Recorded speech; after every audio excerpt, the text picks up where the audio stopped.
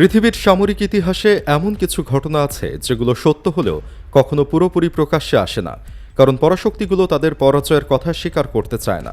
আজকের এই বর্ণনা ঠিক এমনই একটি ঘটনার, যা ঘটেছিল মধ্যপ্রাচ্যের উত্তপ্ত আকাশে।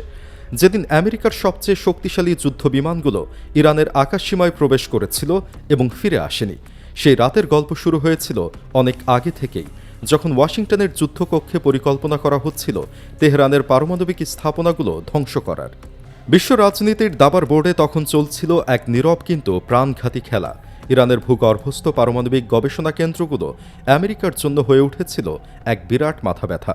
পাহাড়ের গভীরে তৈরি করা এই সুরক্ষিত বাংকারগুলো ছিল এতটাই মজবুত যে সাধারণ বোমা দিয়ে সেগুলো ধ্বংস করা প্রায় অসম্ভব। তাই পেন্টাগনের কৌশলবিদরা বেছে নিয়েছিলেন তাদের সবচেয়ে ভয়ঙ্কর অস্ত্র F-15E স্ট্রাইক ঈগল যুদ্ধ বিমান। এই বিমানের নাম শুনলেই সামরিক বিশ্লেষকদের চোখ জ্বলে ওঠে, কারণ এই বিমান যে আকাশ যুদ্ধে কখনো হারেনি সেটা শুধু দাবি নয়, ইতিহাস। F-15E স্ট্রাইক ঈগলের রেকর্ড সত্যিই চমকপ্রদ। 100টিরও বেশি আকাশযুদ্ধে এই বিমান জয়ী হয়েছে এবং একটিবারও পরাজিত হয়নি। এটি যেন আকাশের এক অপরাজেয় শিকারী, যে একবার শিকারের খোঁজে বের হলে খালি হাতে ফিরে আসে না। 1970-এর দশকে তৈরি হলেও এই বিমান আজও আমেরিকার বিমান বাহিনীর সবচেয়ে বিশ্বস্ত যুদ্ধযান। এর গতি, শক্তি, অস্ত্র বহন ক্ষমতা এবং যুদ্ধ ক্ষমতা এতটাই উন্নত যে আধুনিক অনেক বিমানও এর ধারের কাছে যেতে পারে না। তাই ইরানের গভীরে লুকানো লক্ষ্যবস্তু ধ্বংস করার জন্য এই বিমানকেই বেছে নেওয়া হয়েছিল। পেন্টাগনের পরিকল্পনাকারীরা ভেবেছিলেন এই অভিযান হবে একটি সহজ কাজ, কিন্তু তারা যা হিসাব করেননি তা হল ইরান আর আগের মতো দুর্বল নেই। সেই রোববারের ভোর 7:30টায় ইরানের প্রতিরক্ষা রাডার স্টেশনগুলোতে হঠাৎ তৎপরতা শুরু হয়ে গেল। কুয়েতের সীমান্তের কাছে রাডার স্ক্রিনে ধরা পড়ল কিছু অস্বাভাবিক সিগন্যাল। প্রথমে খুবই ক্ষীণ, প্রায় অদৃশ্য, কিন্তু অভিজ্ঞ রাডার অপারেটররা বুঝতে পারলেন এটা কোনো সাধারণ বিমান নয়। স্টিলথ প্রযুক্তি ব্যবহার করা হয়েছে এই বিমানে, যার কারণে রাডারে সেগুলো পরিষ্কারভাবে দেখা যাচ্ছে না। কিন্তু ইরান গত 2 দশকে তাদের বিমান প্রতিরক্ষা ব্যবস্থায় যে বিপ্লব ঘটিয়েছে, তার ফলে এই অস্পষ্ট সিগন্যালও তাদের চোখ এড়ায়নি। ইরানের বিমান প্রতিরক্ষা ব্যবস্থা গড়ে উঠেছে কয়েক দশকের অভিজ্ঞতা এবং প্রয়োজনের তাগিদে। বছরের পর বছর ধরে পশ্চিমা অবরোধের মুখে তারা বাধ্য হয়েছিল নিজেদের প্রতিরক্ষা ব্যবস্থা নিজেরাই তৈরি করতে। চীন এবং রাশিয়ার সাহায্যে তারা গড়ে তুলেছিল এক জটিল প্রতিরক্ষা নেটওয়ার্ক। পাহাড়ের চূড়ায়, গভীর জঙ্গলে, মরুভূমির বিভিন্ন গোপন স্থানে ছড়িয়ে ছিটিয়ে ছিল অসংখ্য রাডার স্টেশন এবং মিসাইল লঞ্চার। এই পুরো ব্যবস্থা নিয়ন্ত্রিত হতো একটি কেন্দ্রীয় কমান্ড সেন্টার থেকে, যেখানে মুহূর্তের মধ্যে সিদ্ধান্ত নেওয়া যেত। সেদিন সকালে যখন রাডারে প্রথম অস্পষ্ট সিগন্যাল ধরা পড়ল, তখনই কেন্দ্রীয় কমান্ডে সতর্কতা জারি করা হলো। 3টি লক্ষ্যবস্তু খুবই ধীর গতিতে ইরানের সীমান্তের দিকে এগিয়ে আসছে।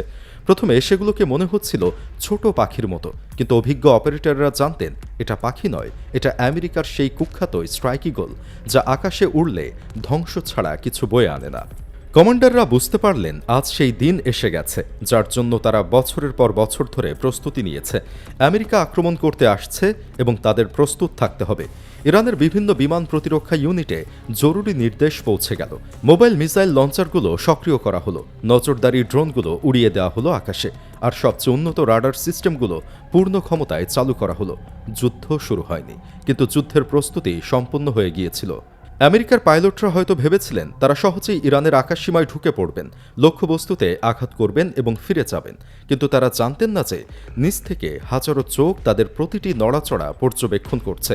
3টি F-15E স্ট্রাইক ঈগল বিমান যখন ইরানের সীমান্তের দিকে এগিয়ে গেল, তখন সেগুলো চেষ্টা করছিল যতটা সম্ভব কম উচ্চতায় উড়ে রাডার এড়িয়ে যেতে।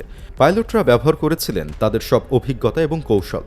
বিমানগুলোর স্টিলথ প্রযুক্তি তাদের রাডারে প্রায় অদৃশ্য করে রেখেছিল, কিন্তু ইরানের রাডার অপারেটররা ছিলেন অসাধারণ দক্ষ এবং ধৈর্যশীল। তারা স্ক্রিনের দিকে তীক্ষ্ণ দৃষ্টি রেখে খুঁজছিলেন সেই অস্পষ্ট সিগন্যালগুলো। আর হঠাৎ করে একটি রাডার স্টেশনে স্পষ্ট হয়ে উঠল 3টি লক্ষ্যবস্তুর অবস্থান। এটা ছিল সেই মুহূর্ত যার জন্য পুরো প্রতিরক্ষা ব্যবস্থা অপেক্ষা করছিল। কমান্ড সেন্টার থেকে তৎক্ষণাৎ নির্দেশ গেল মিসাইল ইউনিটগুলোতে, প্রস্তুত থাকো, লক্ষ্যবস্তু শনাক্ত করা হয়েছে। আধুনিক সার্ফেস টু এয়ার মিসাইল সিস্টেমগুলো তাদের লক্ষ্য নির্ধারণ করতে শুরু করল। ইরানের বিমান প্রতিরক্ষা ব্যবস্থায় ছিল রাশিয়ার S-300 মিসাইল সিস্টেম এবং তাদের নিজেদের তৈরি বাভার 373 সিস্টেম। এই মিসাইলগুলো এতটাই উন্নত যে শত কিলোমিটার দূরের লক্ষ্যবস্তুকে নিখুঁতভাবে আঘাত করতে পারে এবং সবচেয়ে গুরুত্বপূর্ণ বিষয় হলো এই মিসাইলগুলোর গতি এতটাই বেশি যে আধুনিক যুদ্ধবিমানও সেগুলো এড়িয়ে যেতে পারে না। আমেরিকান পাইলটরা তাদের বিমানের ককপিটে বসে এগিয়ে যাচ্ছিলেন লক্ষ্যের দিকে। তাদের মিশন ছিল পরিষ্কার, ইরানের ফোর্দো এবং নাতানস পারমাণবিক কেন্দ্রগুলোতে বাংকার ব্লাস্টার বোমা দিয়ে আঘাত করা।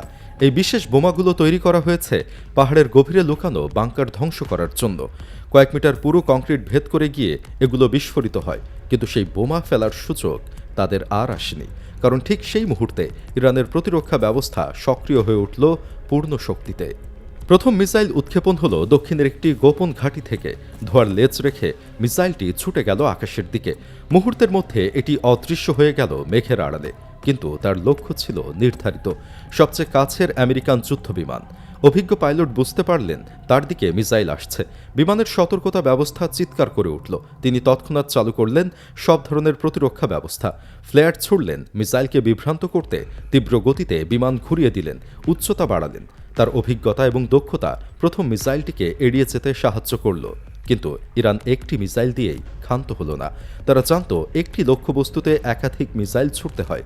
পরপর 3টি মিসাইল উৎক্ষেপণ করা হলো 3টি ভিন্ন ঘাঁটি থেকে। এবার আমেরিকান পাইলটের সব কৌশল ব্যর্থ হলো। একটি মিসাইল তার বিমানের ডানায় আঘাত করল। প্রচণ্ড বিস্ফোরণে বিমানটি কেঁপে উঠল। নিয়ন্ত্রণ যন্ত্রপাতি বিকল হয়ে গেল, ইঞ্জিনে আগুন ধরে গেল।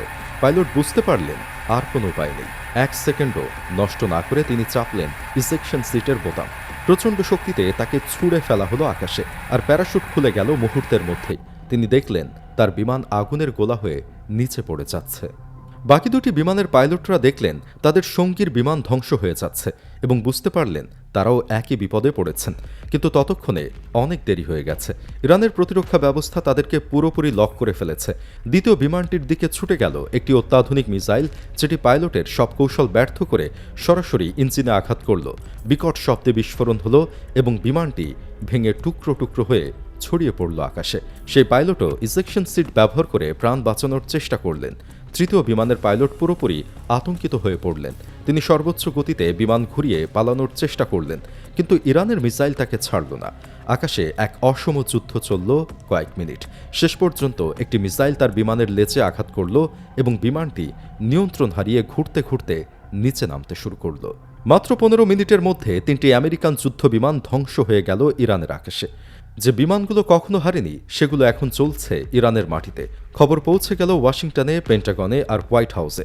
একটা অবিশ্বাস্য পরাজয়ের খবর যা কখনো প্রকাশ করা যাবে না, কারণ এই পরাজয় শুধু সামরিক নয়, এটা আমেরিকার আকাশ আধিপত্যের ধারণাকেই চ্যালেঞ্জ করে।